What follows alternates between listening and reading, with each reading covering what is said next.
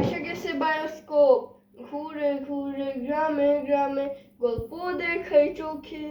বায়োস্কোপওয়ালা আমি আনন্দ দিই লোকে, আমি আনন্দ দিই লোকে। এই যে দেখো বায়োস্কোপ, ভিতরে আছে রঙিন লোক, রাজা রানী বাঘ ভাল্লুক, গল্প শুনে মজা হোক। আয় রে আয় দেখে যা, 1 টাকায় কত কথা।